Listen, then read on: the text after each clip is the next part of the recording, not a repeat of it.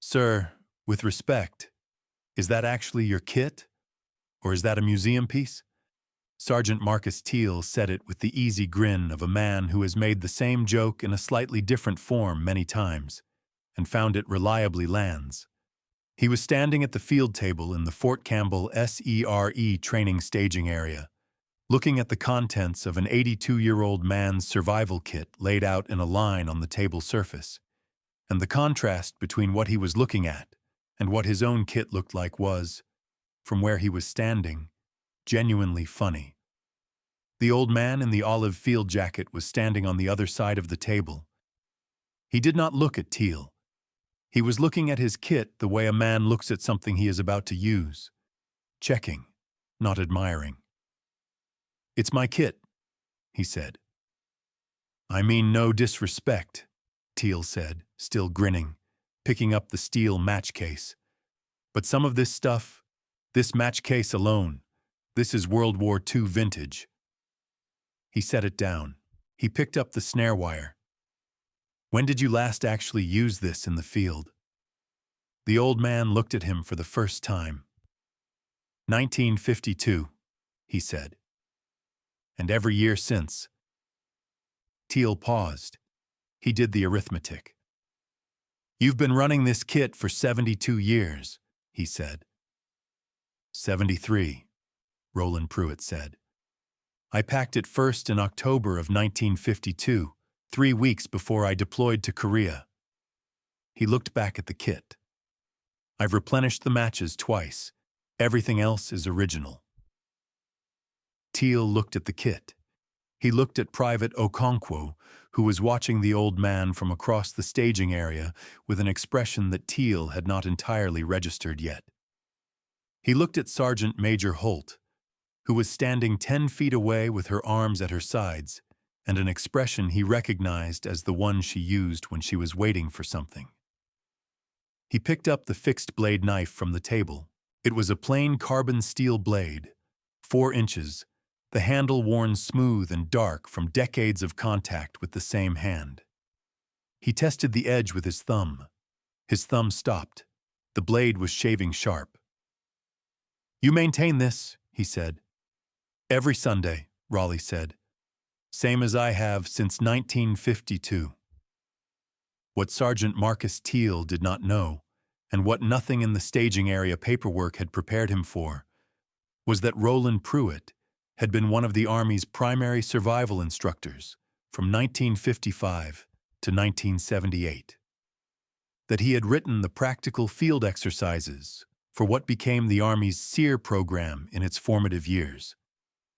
That his name appeared in the acknowledgments of the 1957 Army Survival Manual, a document that was the foundational text for every survival curriculum currently in use, including the one Teal had been trained on. That he had survived actual unplanned exposure events on 3 occasions across his career, twice in Korea and once in a training accident in 1963, and had come through all 3 using variations of what was laid out on the table in front of him. He had been invited by Sergeant Major Holt because she had found his name in the manual, and because she believed her instructors were teaching survival principles they understood theoretically, but had never seen applied by someone who had used them in conditions that mattered. She wanted them to see what the kit looked like after 73 years of real use. She wanted them to see what a fire looked like when it was built by someone who had been building fires since before the survival program existed. If you believe that a thing used for 73 years in real conditions knows something, a thing used for 2 years in training does not. Type survivor in the comments right now. Because what Roland Pruett does in the next 40 minutes in a wet Kentucky forest with a kit that was packed before Teal's parents were born is something that the current curriculum describes, but has never had to demonstrate at this level of accumulated knowledge. His full name was Roland James Pruett. He had been born in Harlan County, Kentucky, in the winter of 1943, the youngest son of a coal miner who spent his weekends in the hills above the Harlan Basin hunting, and a woman who had grown up in a hollow where the nearest store was 8 miles and the nearest doctor was 16, and you learned to manage with what the land provided, because the alternative was managing without. He had grown up with both sets of knowledge, the mining town and the hollow, the community and the solitude, the world where things were provided, and the world where things were found. He had learned to build fires in the rain when he was 7, because his father had taken him on a late October turkey hunt, and the weather had turned, and his father had said, "Well, you'd better figure it out then." He had figured it out. He had been figuring it out every time since. He had enlisted in the Army in October of 1951, at 18, and had deployed to Korea in November of 1952 with the 7th Infantry Division. He had spent 14 months on the Korean Peninsula, including a period of forward observation duty in the winter of 1952 to 1953 that had required him to operate in conditions that his survival kit was not theoretical preparation for, but actual equipment for. He had used the snare wire. He had used the matches. He had used the mirror. He had built fires in conditions where the temperature was 14 below and the available fuel was frozen, and had done it well enough to stay alive and functional when the alternative was neither. He had come back to the Army after Korea and had been assessed, on the basis of his field evaluations and a written assessment that one evaluating officer had described as the most practically comprehensive survival knowledge he had encountered in 20 years of service, for the developing SERE program. He had been assigned to the Curriculum Development Group at Fort Bragg in 1955 and had spent the next 23 years teaching survival, first as a primary instructor, then as a curriculum developer, then as the senior NCO for the Army's survival training program at Fort Bragg before his retirement in 1978. He had written the firebuilding practical exercises for the 1957 manual. He had written the shelter construction sequence. He had written the snare setting protocol.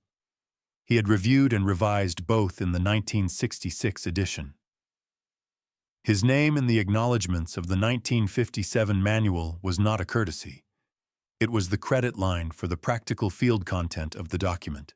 He had retired to Harlan County. He had maintained the kit the same way he maintained everything, regularly, specifically, with the understanding that a thing not maintained would not function when needed, and that needed had a way of arriving unexpectedly. He had driven to Fort Campbell that Tuesday morning because Sergeant Major Holt had written him a letter.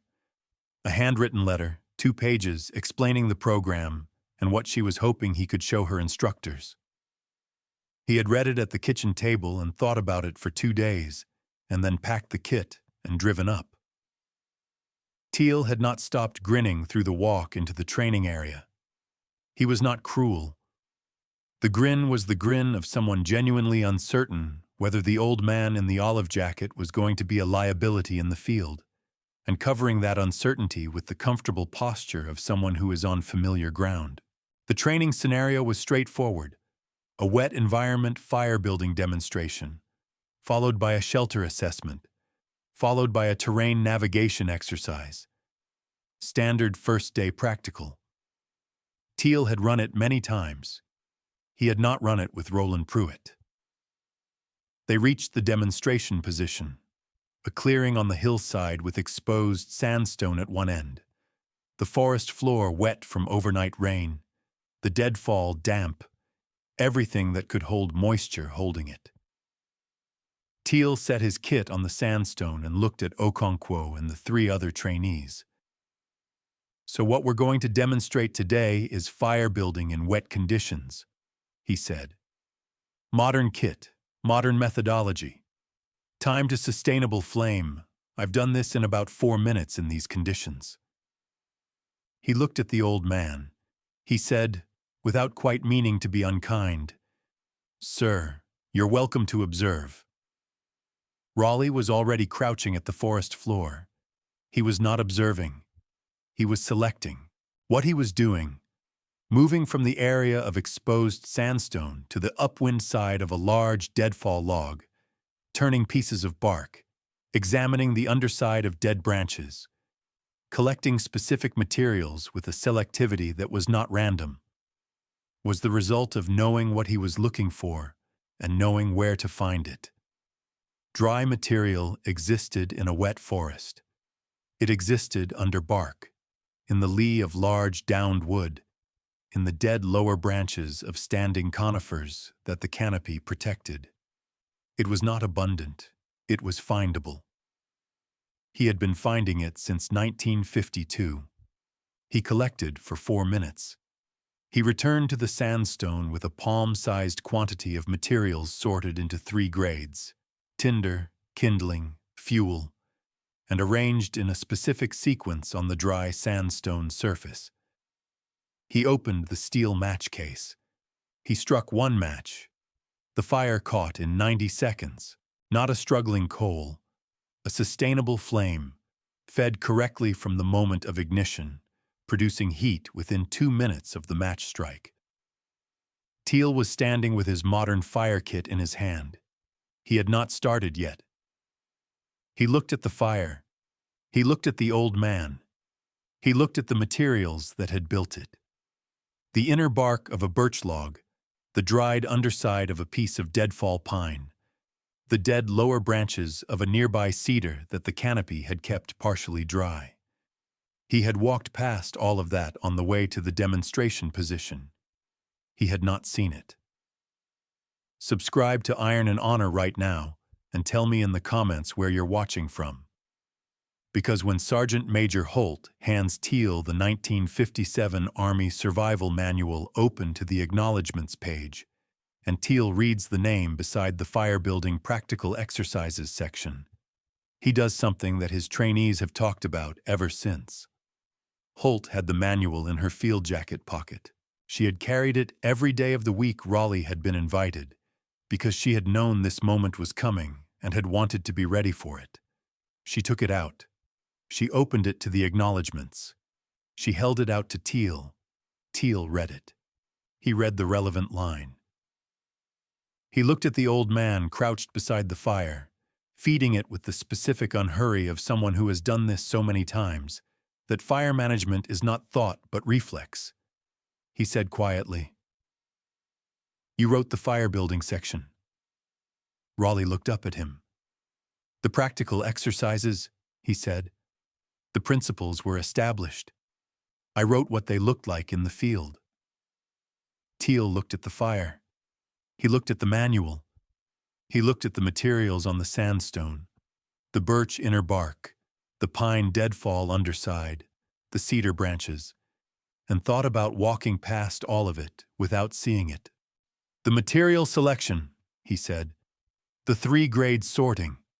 That's in the 1957 manual." "That's where I put it," Raleigh said. Teal was quiet. He looked at Okonkwo, who had been watching the old man since the staging area, and was now crouched beside the fire with the expression of someone who had already decided what kind of soldier they wanted to become. Teal sat down on the sandstone. "Walk me through the selection," he said. "What you looked for, where you found it. Why those specific materials in that specific sequence?" Raleigh looked at the fire for a moment. Then he looked at Teal.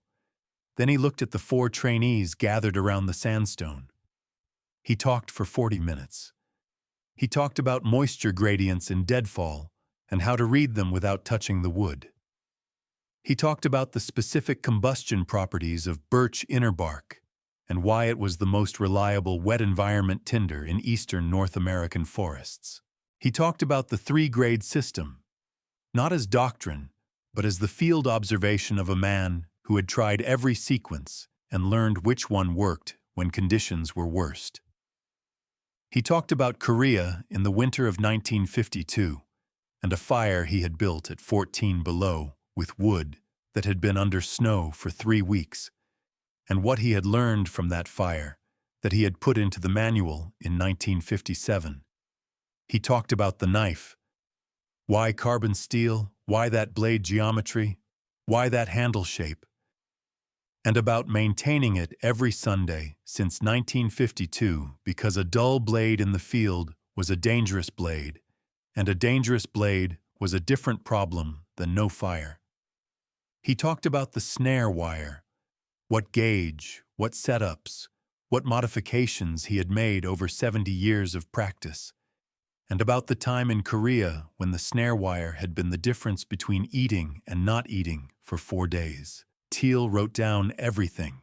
He wrote in the margin of the 1957 manual because it was the only paper he had and because it was the right place to put it.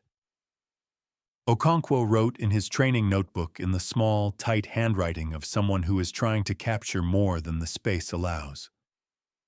When Raleigh finished, the fire had been burning for 40 minutes and had not required attention since the first 3 minutes of establishment. Teal looked at his modern kit, still unopened on the sandstone. He looked at the canvas pouch, its contents now back inside it, the flap closed. He said, 73 years.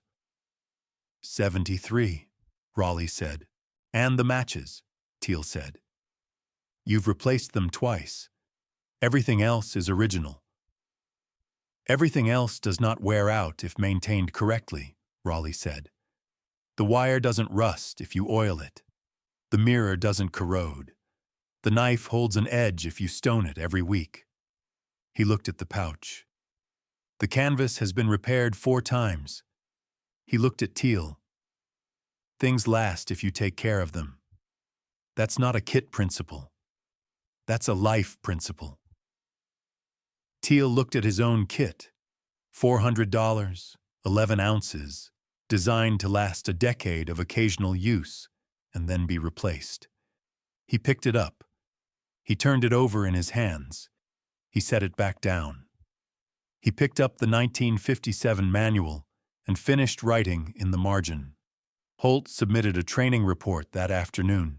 In the curriculum recommendations section, she wrote 1 sentence. Request permanent inclusion of legacy kit assessment and wet environment fire building practical in the program's first day curriculum, with reference to 1957 manual practical exercises as source documentation. The recommendation was approved. The practical was added.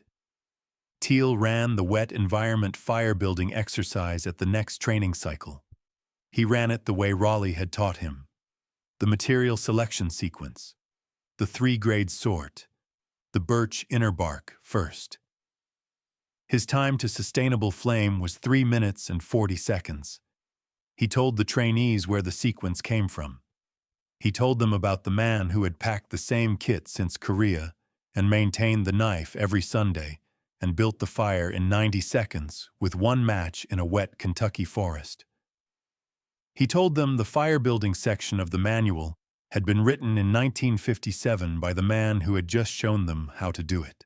He did not tell them, because he was not sure he could say it without his voice doing something he did not want it to do, about Okonkwo pulling him aside after the demonstration and asking a single question. Does he think I could write to him? Teal had not answered immediately. Then he had said, I'll get you the address. I think he'd like that.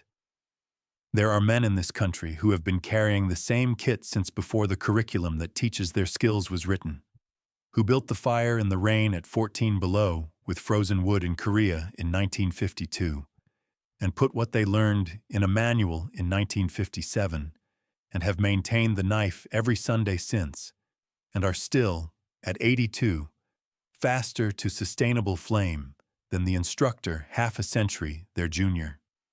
Roland Pruett's kit weighs about the same as it did in 1952. The canvas has been repaired 4 times. The matches have been replaced twice. The knife has been stoned every Sunday for 73 years and will cut a piece of paper held in the air. Everything else is original. Subscribe to Iron and Honor for the men who take care of their things and their things take care of them. Hit the bell. Don't miss the next one. They laughed at the kit. He built the fire in 90 seconds. The laugh and the fire, and everything the fire represented, is the distance between knowing something and having lived it since 1952.